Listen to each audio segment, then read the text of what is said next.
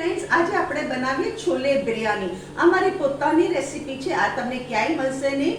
આ મેં ખુદે ઇન્વેન્ટ કરેલી રેસીપી છે. એના માટે મેં શું કર્યું, એક વાટકો કાબુલી ચણા મેં એને 8 કલાક માટે પલાળી રાખેલા અને સોડા નાખીને 5 વિસલ સુધી કૂક કર્યા.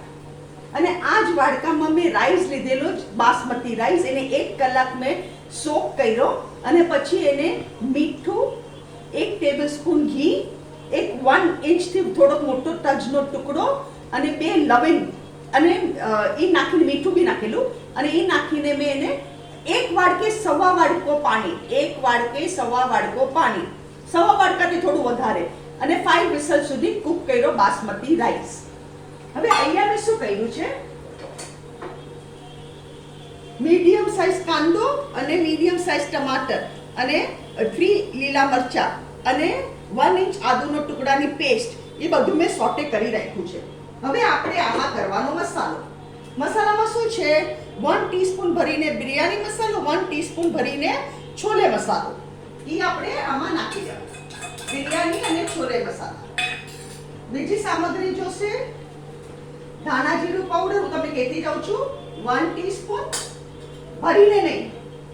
હલ્દી પાવડર ½ ટીસ્પૂન, લાલ મરચું 1 ટીસ્પૂન ભરીને, લાલ મરચું 1 ટીસ્પૂન ભરીને, અને આમાં આવશે ચપટીક સાકર. હું તમને સાકર કહું કેટલી નાખું છું, 1 ટીસ્પૂન ભરીને સાકર. હવે આ બધાને આપણે મિક્સ કરી દઈએ મસ્ત રીતે. મેં આ 3 ટેબલસ્પૂન ઓઇલમાં કર્યું છે. તમને કહેતા ભૂલી ગઈ, 3 ટેબલસ્પૂન ઓઇલ.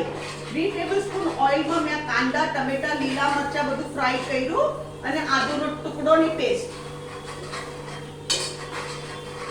આપણે ઘરમાં સુગંધ આવી ગઈ, મસ્ત મસાલાની સોટે થઈ ગયો. અહીંયા ગેસ ધીરો જ રાખ્યો છે, ગેસ ફાસ્ટ નહીં રાખવાનો. અને આ મારા ચણા થયેલા છે અને 5 વિસલ્સથી સોડા નાખીને કૂક કરેલા, આ મેં આમાં નાખી દીધા.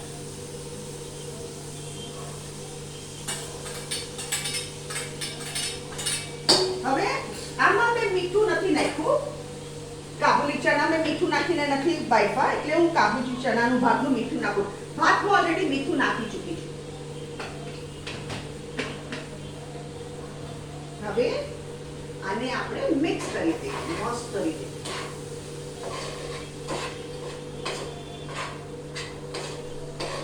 આ જરા ડ્રાય લાગે છે એટલે હું શું કરું છું, થોડું પાણી લઉં છું.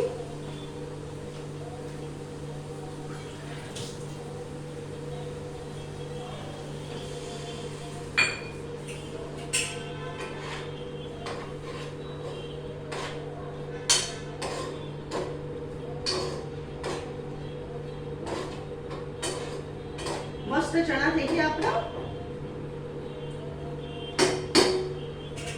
અને ગેસ ફાસ્ટ કરું છું.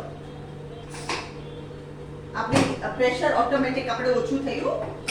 આ છે આપણો સ્ટીમિંગ હોટ રાઈસ. 1 ટેબલસ્પૂન ઘી, 1 તજનો ટુકડો મોટો, 2 લવિંગ અને મીઠું. આ નાખીને મેં 1 વાડકે સવા વાડકેથી થોડું વધારે પાણી લઈ અને એને 5 વિસલ સુધી કૂક કર્યું. હવે આપણે આ રાઈસ આમાં નાખી દઈએ. આ બહુ સરસ વેરાયટી લાગે, બહુ સરસ. છોલે ને પૂરી ને આપણે બધું ખાતા જોઈએ, પણ ધીસ ઇઝ સમથિંગ ડિફરન્ટ.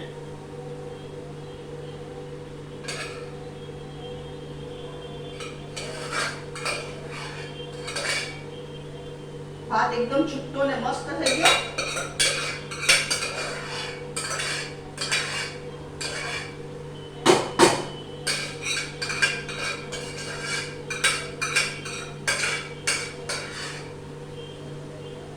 આપણે છે ને જમવા ટાઈમે જ ભાત કરવાનો, એટલે સ્ટીમિંગ હોટ રહે. હવે આપણે આપણી પ્લેટિંગ તૈયાર કરીએ.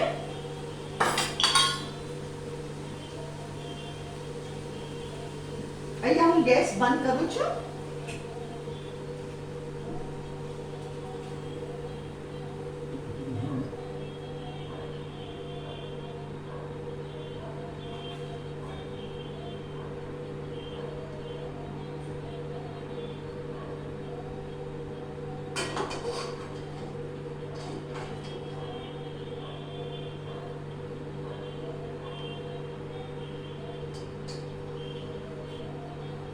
ફ્રેન્ડ્સ આ છે આપણી 1 સેકન્ડ પ્લીઝ હું ભૂલી ગઈ.